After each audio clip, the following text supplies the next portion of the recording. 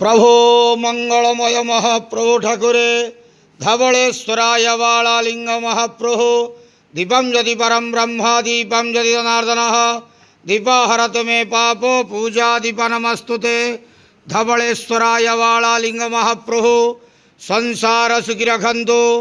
आज चैत्र मासर शुभ मंगलवार समस्त श्रद्धालु भक्त मानकर मंगल करंतु। समस्त श्रद्धालु भक्त मान आश्रीपद करंतु। मनस्कामना पूर्ण करंतु। कर्मक्षेत्र उन्नति करंतु। ग्रहरिष्ट खंडन करंतु। जगतर मंगल करंतु। विश्वर कल्याण करंतु। आपणकर नाम विख्यात करंतु।